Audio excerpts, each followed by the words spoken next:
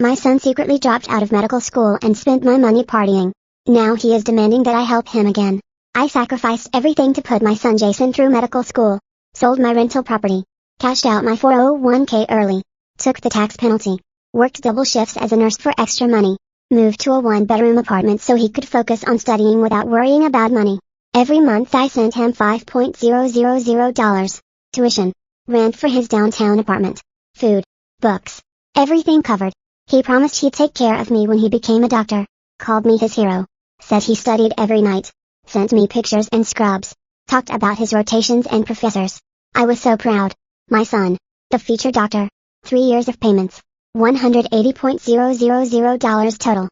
Then last month, I ran into his roommate's mother at the grocery store. She mentioned how nice it was that Jason and her son could build their entertainment company together. What entertainment company? What roommate? Jason lived alone to focus on studying. She looked confused. Her son had been living with Jason for 3 years. They threw parties every weekend.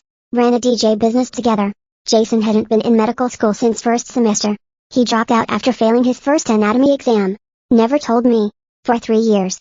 He'd been collecting my money. Spending it on equipment for his DJ business.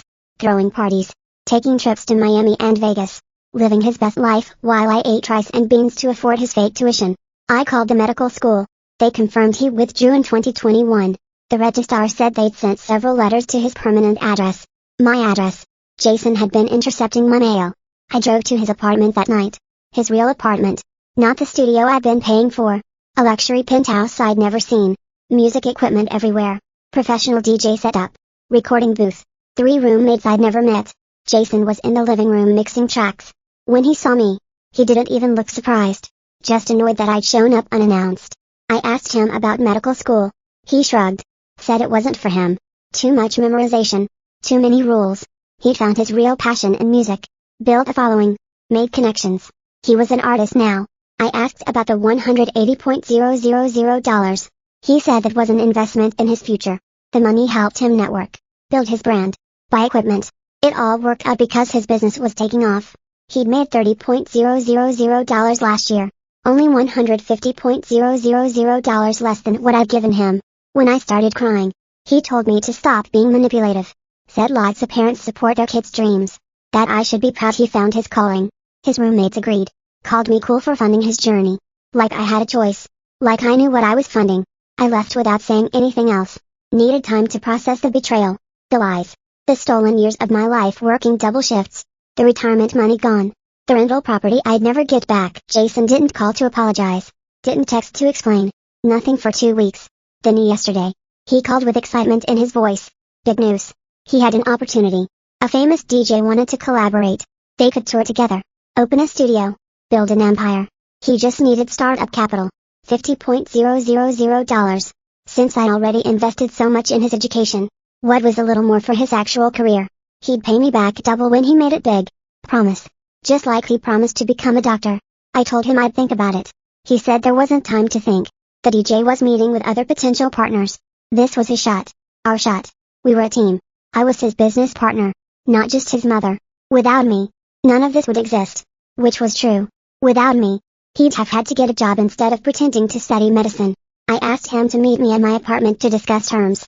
He showed up in a Tesla. Leased. He said. For his image. Part of the business. He brought contracts. Had everything planned out. I'd be a silent partner.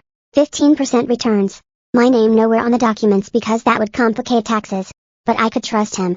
I let him present his whole pitch. Watched him pull up spreadsheets. Show me follower counts.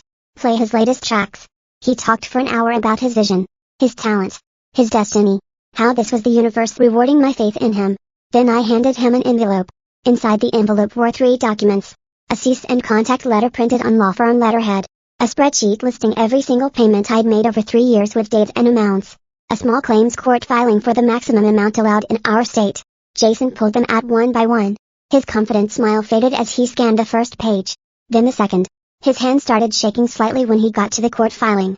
He looked up at me with confusion, replacing the cocky expression he'd worn all evening. His mouth opened, but no words came out. I watched him realize I wasn't the easy target he'd counted on. That I'd actually done something instead of just crying and giving in like always. Jason said the papers down and laughed. It sounded forced and nervous. He said the legal papers were a joke. that I couldn't sue my own son.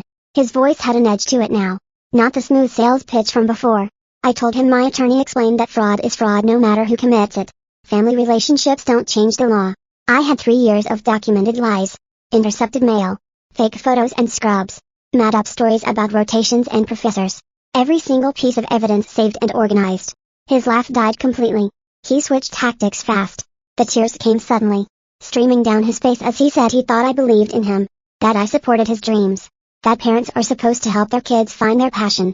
His voice cracked just right. His shoulders shook. I stayed silent and watched him perform, remembered how he'd cried exactly the same way when he showed me his fake medical school acceptance letter. The same hitching breath. The same wounded expression. Back then, I'd hugged him and told him how proud I was. Now, I just sat there and let him work through his act. When the tears didn't work, his face changed. The sadness vanished like someone flipped a switch. Anger took its place. Hot and immediate. He stood up fast enough that his chair scraped loudly against my floor. He said if I went through with this, I'd never see him again. He'd cut me out of his life completely. No calls, no visits, and no relationship. I'd lose my only son over money. I stood up too and told him he already did that 3 years ago, when he chose to steal from me instead of being honest, when he intercepted my mail and lied to my face every single day. I picked up my purse and headed for the door. His voice got louder. He called after me, saying I was ruining his life, that I was supposed to be his mother, that the lawsuit would destroy his credit and his future. His roommate's doors opened. 3 guys emerged looking uncomfortable and confused. They'd clearly heard everything. One of them, younger with dark hair, looked genuinely shocked. He said quietly that they didn't know Jason was lying to me about school, that Jason told them the money came from his trust fund. The other 2 nodded, looking embarrassed. I believe the dark-haired one based on how stunned he seemed. Jason told them to shut up and go back to their rooms. They didn't move. I left without saying anything else. Got in my car with Jason still yelling from his doorway. My hands shook so badly I could barely get the key in the ignition. But underneath the shaking was something else. Something stronger. I'd actually done it. Confronted him. Handed him legal papers instead of another check. Said no instead of yes. I drove home and sat in my parking spot for 10 minutes just breathing. Then I called Martina. She answered on the first ring like she'd been waiting. I told her I went through with it. That I actually served him the papers and didn't back down when he cried and yelled. She said she was proud of me. That she knew how hard that must have been. That Jason had been manipulating me for years and it was time someone stood up to him. The next morning, my phone started buzzing before I even got out of bed. Text after text from Jason. The first few were apologies saying he was sorry and didn't mean what he said. Then they shifted to threats about never speaking to me again. Then guilt trips about how I was ruining his life and destroying his dreams. How could I do this to him after everything? How I was supposed to love him unconditionally. How other parents support their kids without demanding payback. I screenshot every single message. Forwarded them all to Samuel Cartwright, the attorney whose name was on the letterhead.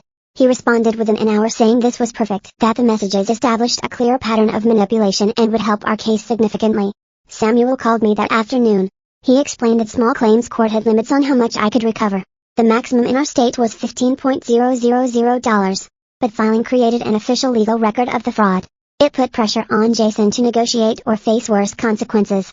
He said we might be able to pursue criminal fraud charges if we could prove Jason intentionally deceived me. The intercepted mail was strong evidence of intent. So were the fake photos and made-up stories about professors. Samuel said he'd handled cases like this before.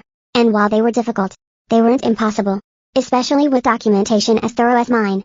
I met with Alana Devine 2 days later. Martina had recommended her as a financial advisor who specialized in helping people recover from major financial losses. Her office was small but professional with certificates on the wall and family photos on her desk. She was probably 50 with kind eyes and a gentle voice. She asked me to bring all my financial records, bank statements, tax returns, documentation of the Randall property sale, my 401k withdrawal paperwork, everything. She spread it all out on her desk and started calculating. Her face stayed neutral, but I could see her jaw tighten as the numbers added up. Alana turned her computer screen toward me. She'd created a spreadsheet showing the full damage. 180,000 in direct payments to Jason. Another 90,000 in potential investment growth if I'd kept that money in retirement accounts instead of sending it to him. The rental property I sold would be worth $150,000 more in today's market based on area appreciation rates. The early 401k withdrawal cost me $40,000 in penalties and taxes that I paid to the government for nothing. She scrolled down. The numbers kept going. Lost compound interest. reduced Social Security benefits because I'd worked fewer high-earning years, the opportunity cost of the double shifts I worked that damaged my health and left me exhausted. The total came to $460,000. Alana turned the screen back toward herself and clicked through a few more calculations. She printed out a summary sheet and slid it across the desk. The numbers looked even worse on paper. I'd need to work 10 more years than I planned. Maybe longer. Depending on my health. My retirement wouldn't be comfortable anymore. It would be tight. Careful. Every dollar counted because Jason had taken the cushion I'd spent 20 years building.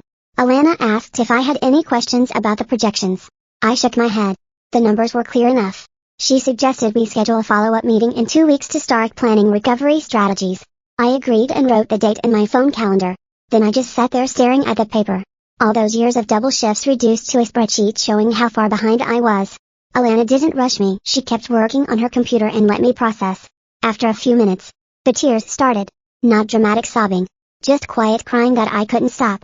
This was the first time I'd actually cried since discovering the truth. Everything before had been shock and anger and frantic activity.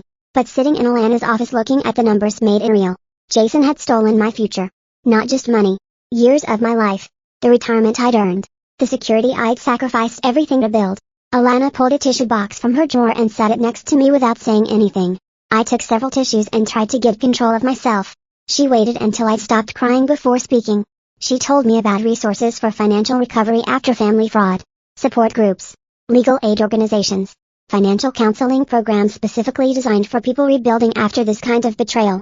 I realized from the way she talked that I wasn't the first parent she'd helped through this. Other people had sat in the same chair crying over the same kind of loss. That should have made me feel better. But it just made me sadder. How many parents had their kids done this to? 3 days later, Samuel called. While I was at work, I stepped into the break room to take the call. He said Jason's roommate, Joshua, had reached out through a mutual contact. Joshua wanted to talk to me. Samuel said Joshua felt guilty about using my money without knowing where it came from. He had information that might help the case. Financial records from the business partnership. Documentation of how Jason spent the money. Samuel asked if I was willing to meet with Joshua. I said yes immediately. Any evidence that strengthened our position was worth pursuing. Samuel gave me Joshua's number and told me to let him know after the meeting. I called Joshua that afternoon. He suggested meeting at a coffee shop near campus the next day. His voice sounded nervous. Young. He apologized 3 times during our 2-minute conversation. I told him it was fine and confirmed the time and location. The coffee shop was busy when I arrived. College students everywhere with laptops and textbooks. Joshua had texted me a description of himself. So I spotted him right away. Tall kid with dark hair sitting alone at a corner table. He had a folder in front of him and kept glancing at the door. I walked over and introduced myself. He stood up so fast he almost knocked over his coffee. We shook hands and sat down.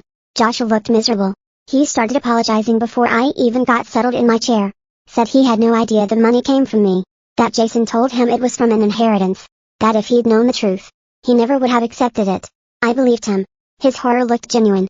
He pushed the folder toward me. Inside were printed financial records, bank statements, receipts, business expense reports.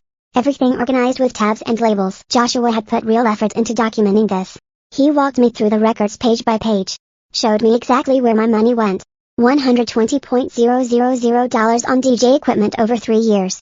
Turntables, speakers, mixing boards, lighting systems, recording software, professional microphones. All top of the line because Jason insisted they needed the best gear to compete. Another $40,000 went to the luxury apartment and the Tesla lease.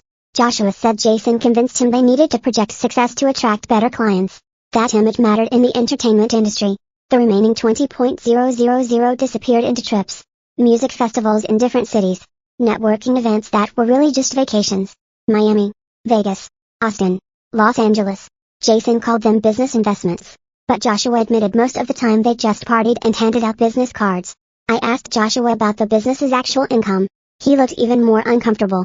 They'd made about $30,000 total across 3 years. Most gigs were small parties and college events that barely covered their expenses. The famous DJ collaboration Jason mentioned was just an email exchange with someone who had a modest following in the region. Not a tour. Not a record deal. Just a guy who responded to Jason's messages a few times.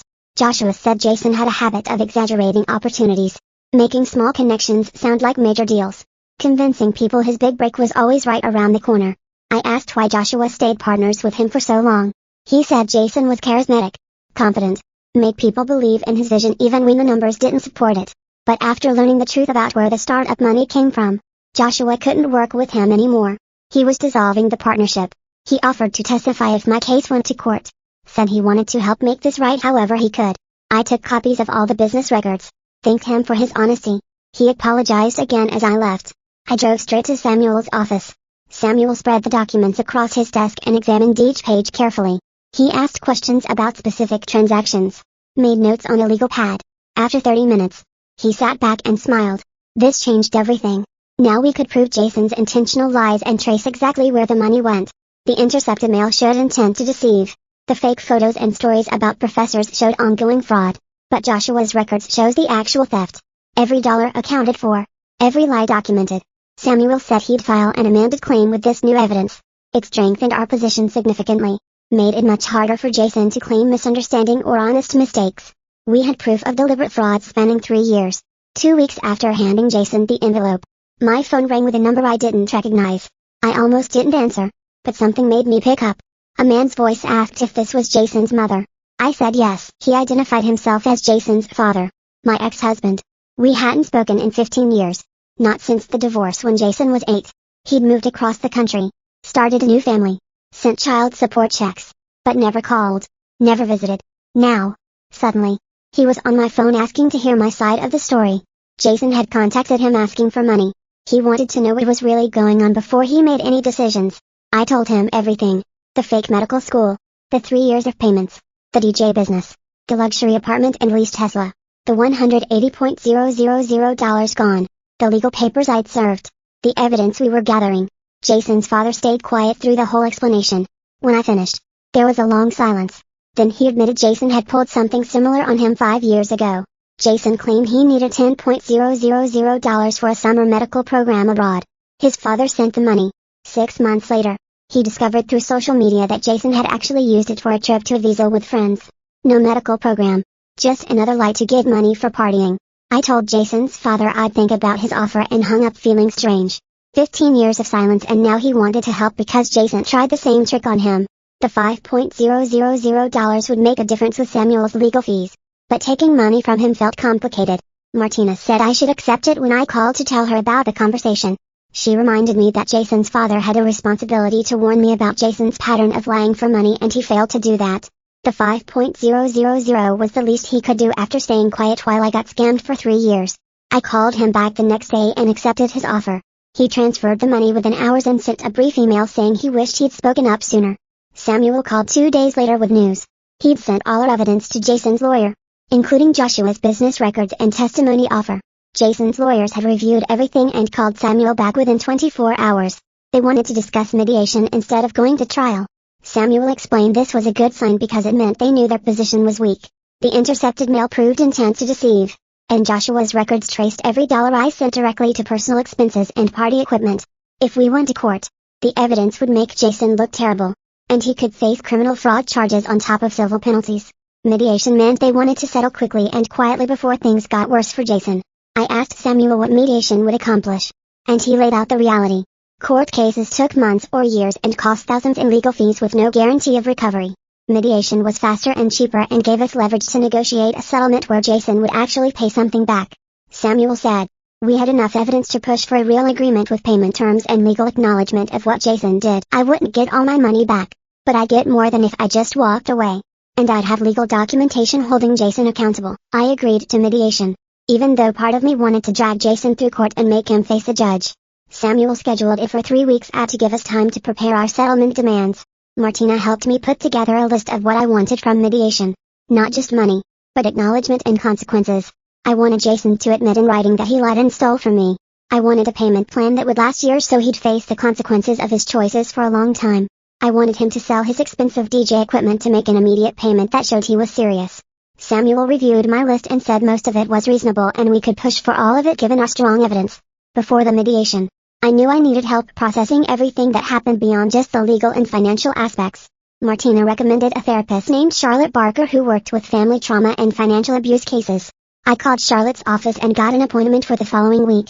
Her office was in a quiet building near the hospital where I worked and the waiting room had comfortable chairs and calming artwork. Charlotte was younger than I expected, with kind eyes and a direct way of speaking that put me at ease immediately.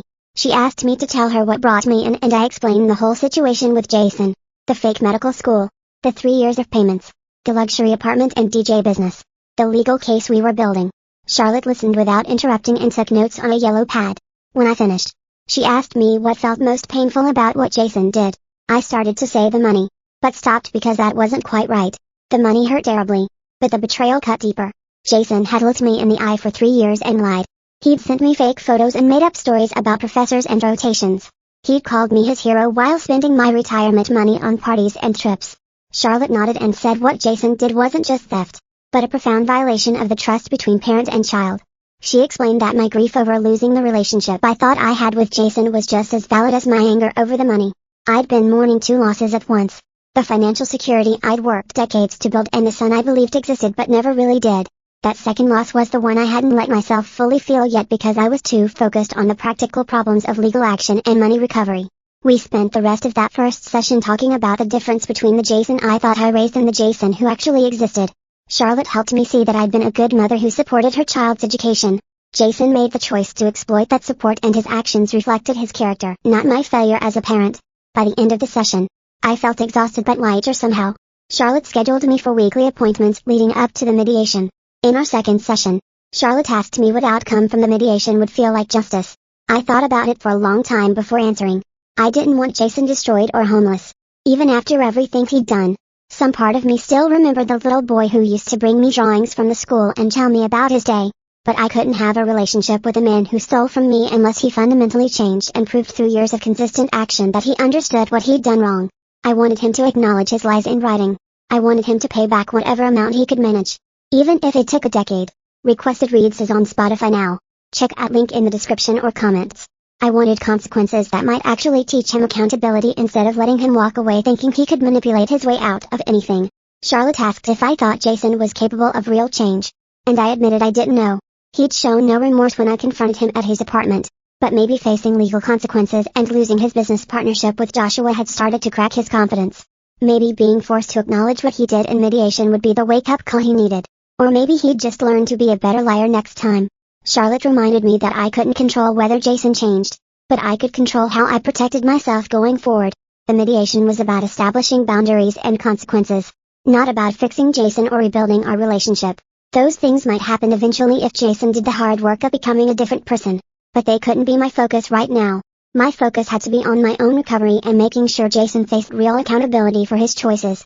2 days before the mediation, Martina came over to help me prepare. She brought takeout food and we sat at my small kitchen table going through different scenarios that might happen. Martina played Jason trying different manipulation tactics while I practiced staying calm and focused on the facts. She pretended to cry and apologized dramatically. She tried guilt trips about being a bad mother.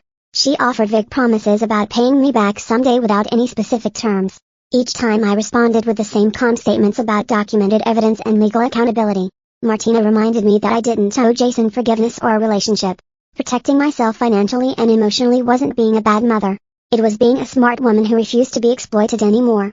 We practiced until I could respond to Jason's likely tactics without getting emotional or backing down from what I wanted. Martina hugged me before she left and told me she was proud of how strong I'd become through this nightmare. The mediation took place in a conference room at a neutral office building downtown. Samuel met me in the lobby and we rode the elevator up together. He carried a folder thick with evidence and documentation. The conference room had a long table with chairs on both sides and windows overlooking the city. A professional mediator arrived first and introduced herself. She explained the process and ground rules. Then Jason's lawyer arrived alone and set up his materials at one end of the table. Samuel and I sat at the other end. Jason came in last, walking slowly like he wasn't sure he wanted to be there. He wore khakis and a button-down shirt instead of his usual expensive streetwear. His hair was neat and his face looked tired. He sat down next to his lawyer and stared at the table. When I entered the room and took my seat across from him, he glanced up briefly, then looked away. He seemed smaller somehow without his usual confident performance. The mediator started by explaining that this was a voluntary process where both parties would have a chance to speak and hopefully reach an agreement that avoided court. She asked Jason to explain his perspective first. His lawyer nodded at him and Jason cleared his throat. He gave what sounded like a rehearsed speech about being young and making mistakes. He said he got overwhelmed by medical school and panicked instead of talking to me honestly. He called it poor judgment and said he was sorry for not being upfront about dropping out. His lawyers had clearly coached him to minimize what he did. Jason never used words like fraud or theft. He never mentioned the 3 years of deliberate lies or the intercepted mail or the fake photos. He framed everything as a series of bad choices made by a confused kid who didn't know how to disappoint his mother. I watched him perform his apology and felt nothing but tired recognition of another manipulation attempt. When it was my turn to speak, I pulled out the statement I prepared with Charlotte. My hands shook slightly as I unfolded the paper, but my voice stayed steady. I read about working double shifts as a nurse while my body itched and my feet swelled. I read about eating rice and beans for dinner so I could send Jason $5,000 every month. I read about cashing out my retirement early and taking the tax penalty because I believed I was investing in my son's future as a doctor. I read about selling my rental property that would have provided income in my retirement. I read about the 3 years of lies and intercepted mail and fake photos and scrubs. I read about discovering Jason lived in a luxury penthouse throwing parties while I lived in a 1-bedroom apartment sacrificing everything. I read about the $180,000 gone and the additional hundreds of thousands in lost investment growth and retirement security. I read about having to work 10 more years than I planned and facing a diminished retirement because my son chose to steal from me. When I finished reading, there was silence in the room. The mediator looked at Jason and asked if he understood the harm he caused. There was a long pause. Jason's lawyer started to speak, but the mediator held up her hand. She kept her eyes on Jason and waited. Finally, he said yes quietly without looking up. His lawyer immediately tried to move the conversation towards settlement terms, but the mediator stopped him. She told Jason that she needed him to respond to what I'd said, not just acknowledge it. She asked him what specifically he understood about the impact of his actions on my life. Jason shifted in his chair and looked down at his hands for a long moment. The mediator waited without saying anything, and the silence stretched until it felt uncomfortable. Finally, he spoke in a quiet voice that sounded different from his usual confident tone. He said he knew what he was doing was wrong the whole time. He convinced himself that once his business took off and he made it big, he could pay me back and then I'd be happy for him. He thought if he could just show me success, it would erase the lying. He kept going because he was afraid to disappoint me and admit he failed at medical school. His voice cracked slightly when he said this, and I felt anger rise up sharp and hot in my chest. I leaned forward and told him he clearly wasn't afraid enough to stop stealing from me for 3 years. He wasn't afraid enough to stop intercepting my mail or sending fake photos or watching me work double shifts while he threw parties. The mediator held up her hand gently and asked me to let her handle the questioning, but I could see she understood my anger. She turned back to Jason and asked him if he understood that fear of disappointment doesn't justify fraud. He nodded slowly and said yes. She asked if he understood that his mother sacrificed her retirement and her health because she believed his lies. He said yes again, even quieter. Then she looked at both lawyers and said it was time to discuss settlement terms. Samuel opened his folder and pulled out the proposal we'd prepared together over the past week. He laid out the terms in a calm, professional voice that made everything sound reasonable and fair. Jason would pay back $50,000 over 10 years through monthly payments of $417. He would sell his DJ equipment immediately to generate a $20,000 payment up front. He would sign an agreement acknowledging that he obtained money from me through fraud and deception. If he missed any payments, we could pursue criminal charges with all the documented evidence we gathered. Samuel slid copies of the proposal across the table to Jason's lawyer and to the mediator. Jason's lawyer picked it up and read through it carefully while Jason sat there looking like he might be sick. His face had gone pale and he kept glancing at me, then looking away. His lawyer finished reading and set the paper down. He cleared his throat and said his client was willing to settle for $30,000 total with no admission of fraud. Samuel didn't even pause before he said no. The mediator wrote something on her notepad and called for a 15-minute break. She stood up and left the room first and everyone else started gathering their things. Samuel leaned over and spoke to me in a low voice while Jason's lawyer talked to Jason at the other end of the table. He explained that Jason's lawyer was trying to protect him from future legal liability. If Jason signed a document admitting fraud, it could be used against him in other legal proceedings. But we had enough evidence to push harder, and Samuel believed we could get closer to our original proposal. He told me to stay strong and not accept less than what we deserved. The mediator opened the door and reminded everyone that the break was for 15 minutes and we should stay in the building.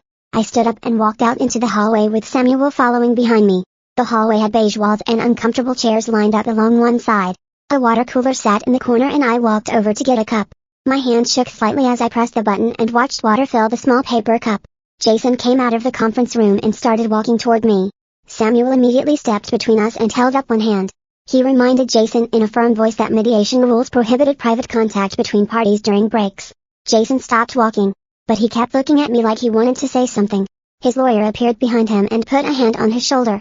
The lawyer said something I couldn't hear and pulled Jason back toward the conference room. They went inside and closed the door.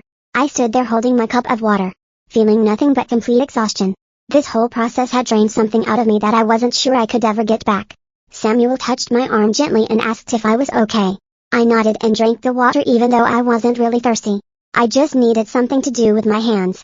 The mediator called us back in after exactly 15 minutes. Everyone took their seats again, and the atmosphere felt heavier than before. The mediator asked both sides if they were ready to continue negotiating in good faith. Both lawyers said yes. Then she turned to Jason's lawyer and asked if his client had a revised offer. The lawyer conferred with Jason in whispers for a minute, then said they could go to $35,000 total. Samuel shook his head before the lawyer even finished speaking. He pulled out the bank statements and transfer records and the intercepted mail documentation. He laid it all on the table in neat stacks and said, "We had clear evidence of fraud spanning 3 years. We had Jason's roommate willing to testify about where the money actually went. We had the medical school's withdrawal records. If this went to court, Jason would face criminal charges and the settlement amount would be much higher." Samuel's voice stayed calm, but every word hit like a hammer. Jason's lawyer looked at the evidence and his expression changed. He asked for another private consultation with his client. The mediator nodded and they moved to a corner of the room to talk quietly. 2 hours passed with offers and counter-offers going back and forth. My head started to hurt from the tension and the fluorescent lights. Finally, we reached an agreement that Samuel said was as good as we were going to get. Jason would pay $40,000 over 8 years with monthly payments of $417. He would sell his DJ equipment for an immediate payment of $15,000. Most importantly, he would sign a document acknowledging that he fraudulently obtained money from me through lies and deception. If he missed 3 consecutive payments, I could pursue criminal charges with all our documented evidence. The mediator read through the terms carefully and asked both parties if they agreed. I said yes. Jason hesitated, then said yes in a voice so quiet I barely heard it. Jason's lawyer also negotiated that Jason would have no contact with me unless I initiated it. Jason had to attend financial counseling for 1 full year with proof of attendance. His lawyer looked unhappy about the fraud acknowledgement, but Samuel had made it clear we would pursue criminal charges otherwise. Jason would likely face much worse consequences if this went to court. The mediator printed out the settlement agreement and everyone reviewed it one more time. She explained that once we signed, it would be filed with the court and become an enforceable legal document. Any violation would have serious legal consequences. She asked if everyone understood and we all said yes. I picked up the pen and signed my name on the line next to where it said complainant. My signature looked shaky, but it was done. Jason signed on his line and his hand trembled slightly. Both lawyers signed as witnesses and the mediator signed as the official mediator. She gathered all the copies and said she would file them with the court by the end of the day. I knew I would only recover about $55,000 of the $180,000 he took. It wasn't close to everything I lost, but it was more than I expected when this started. Most importantly, it held Jason legally accountable for what he did to me. The agreement existed now in official records that couldn't be erased or forgotten. Samuel and I walked out of the building together into the afternoon sunlight. I felt lighter somehow. Despite knowing I would never get back what I lost, the weight of uncertainty had lifted and been replaced with something concrete and real. Samuel told me the settlement was actually a good outcome given how difficult family fraud cases are to prosecute. Many parents never recover anything at all. The payment plan meant Jason would face consequences for the next 8 years every single month when he made that payment. He couldn't forget what he did or pretend it didn't happen. Samuel shook my hand and said he would send me copies of all the filed documents within a week. I thanked him for everything he'd done and walked to my car alone. 2 weeks later, I checked my bank account and saw a deposit for $15,000 with a reference number from the equipment sale. My heart jumped when I saw it because part of me hadn't believed Jason would actually follow through. I immediately transferred the money into a new retirement account that I opened at a different bank. Jason had no knowledge of this account and never would. It was mine and mine alone and protected in ways my previous accounts hadn't been. I called Alana and told her about the deposit. She congratulated me and said we should meet to set up automatic contributions from my nursing salary. We scheduled an appointment for the following week and she helped me create a realistic plan for rebuilding my savings over the next 20 years. The numbers still looked scary, but they looked possible now instead of hopeless. The first monthly payment of $417 appeared in my account exactly on the due date. I stared at the transaction on my phone screen, feeling a complicated mix of relief and sadness.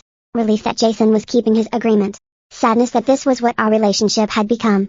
A monthly payment that reminded me of everything he took and everything we lost. I called Charlotte and told her about the payment. She asked me how I felt and I told her I didn't really know. She said that was okay and normal.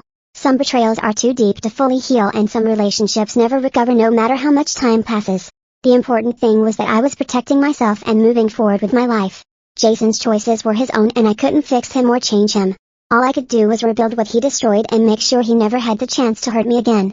I picked up one extra shift per week at the hospital instead of the 2 I was working before. My body needed the break after years of pushing myself past exhaustion.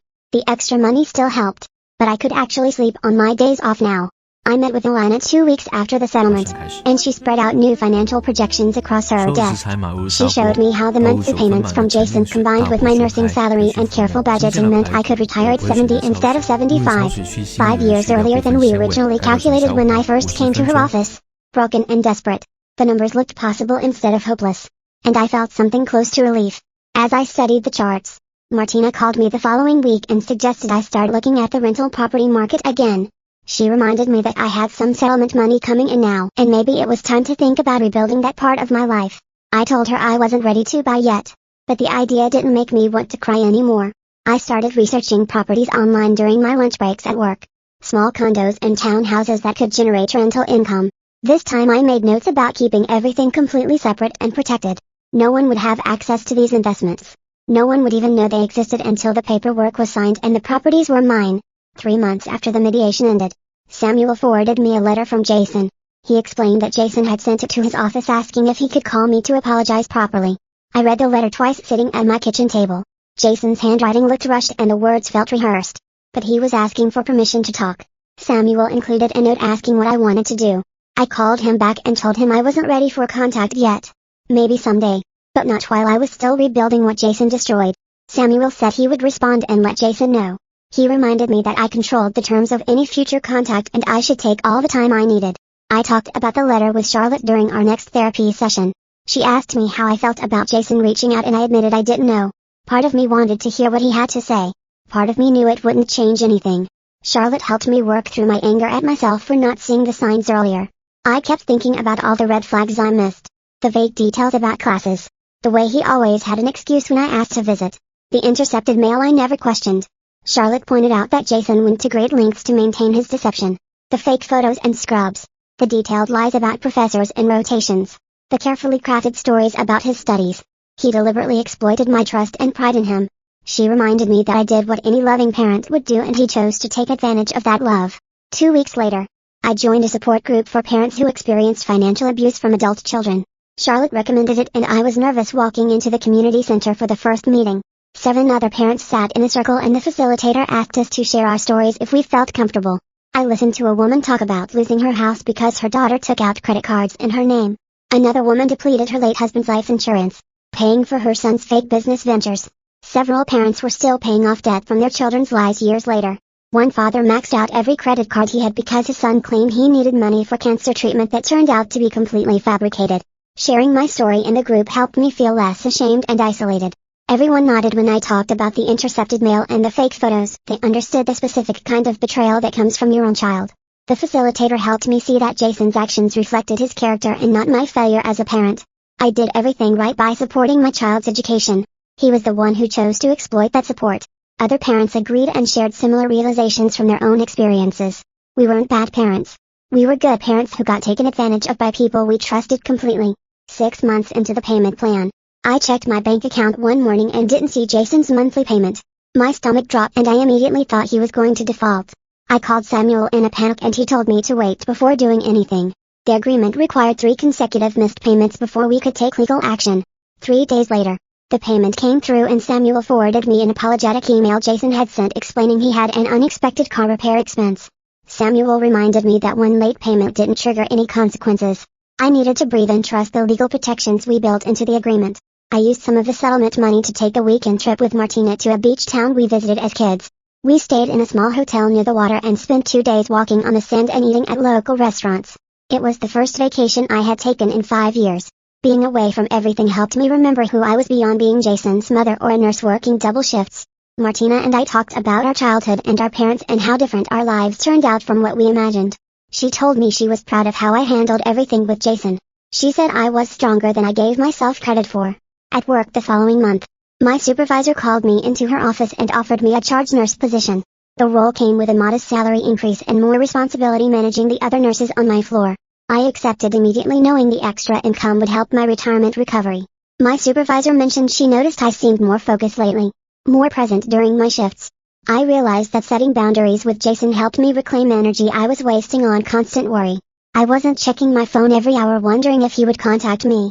I wasn't lying awake at night replaying our last conversation. I was actually living my own life again. Alana reviewed my finances after 8 months and showed me I was actually ahead of our projected savings schedule. Between the settlement payments, my increased salary from the charge nurse position, and cutting unnecessary expenses, I had saved $12,000 toward a rental property down payment. She pulled up property listings in my price range, and we looked at small condos that could work as investments. The numbers made sense now. I could see a path forward that didn't involve working until I died. Alana scheduled our next meeting for 3 months and told me to keep doing exactly what I was doing. I started looking at property listings online during my lunch breaks at the hospital. Small condos and neighborhoods I'd never considered before. Places that needed work but had good bones. I made spreadsheets comparing mortgage rates and rental income potential. Calculated what I could afford if I saved for another year. This time, I wasn't desperate or making emotional decisions. I was building something for myself with clear eyes and protected boundaries. The excitement felt different from before. Not the proud parent funding a dream, but an investor protecting her future. I bookmarked 3 properties and scheduled tours for my next day off. Jason's monthly payment hit my account right on schedule the next month. I didn't check obsessively anymore. Alana had set up automatic transfers, so the money went straight into my retirement account without me touching it. I trained myself to think of it as restitution owed rather than something coming from my son. The distinction helped. He wasn't supporting me or helping me. He was paying back what he stole. Some months I forgot to even verify the deposit arrived. That felt like progress. One morning, I opened my email and saw a message from Joshua. Subject line said, "New beginnings." He wrote that he'd started a different entertainment company with partners who shared his values. They were doing well booking corporate events and weddings. Professional work that paid consistently. He thanked me again for not including him in the legal action against Jason. Said he learned important lessons about checking where money comes from and who you go into business with. He attached a photo of their new office space. Small but legitimate. I wrote back a brief congratulations and deleted the thread. His redemption wasn't my concern. Charlotte asked me during our next session if I felt ready to reduce our appointments. Weekly therapy had helped me process the worst of the anger and grief. I sat there thinking about how I used to obsess over Jason constantly. Now I went whole days without thinking about him at all. My mental energy focused on work and my own financial recovery rather than replaying his betrayals. I told Charlotte I thought bi-weekly sessions made sense. She smiled and said that was healthy progress. We scheduled our next appointment for 2 weeks out. Martina called me on Saturday morning and said she'd found a condo I needed to see. We drove to a neighborhood near the university. The building needed exterior work and the unit had outdated appliances. But the location was perfect for student rentals and the price reflected its condition. We walked through together while I took notes. Martina pointed out what could be fixed easily and what would cost serious money. I calculated the numbers in my head. If I saved for 6 more months, I could afford the down payment and still have an emergency fund. Standing in that rundown kitchen, I felt capable instead of desperate. I wasn't the woman who sold everything for Jason's lies anymore. I was someone rebuilding with intention and wisdom. 2 years after the mediation, Samuel forwarded me a letter. Jason had sent it through proper legal channels for our agreement. I opened it slowly. His handwriting looked the same. He wrote that he'd been working a regular job for the first time in his life. Finished the required financial counseling. Said he understood now what he took from me. Not just money, but years of my life and my ability to trust. He didn't ask to see me or call. Just wrote that he hoped someday I might forgive him. The letter felt sincere. But I'd believed his sincerity before. I read it 3 times. Looking for manipulation or excuses. Found mostly accountability and regret. I filed the letter in a folder with all the other legal documents. Didn't respond. Charlotte said during our next session that forgiveness was something I did for myself. Not for Jason. That I could forgive the betrayal without reconciling the relationship. I thought about that. Maybe someday I'd get there. Maybe I never would. Both options felt acceptable. I wasn't carrying the anger around like a weight anymore. It existed, but didn't define me. That seemed like enough. 3 years after discovering everything, I signed closing papers on the small condo. The young couple who'd be my first tenants seemed responsible and excited.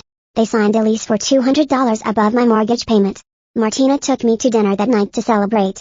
We ordered wine and appetizers and talked about how far I'd come. I felt proud of myself in a way I hadn't felt since before Jason's lies.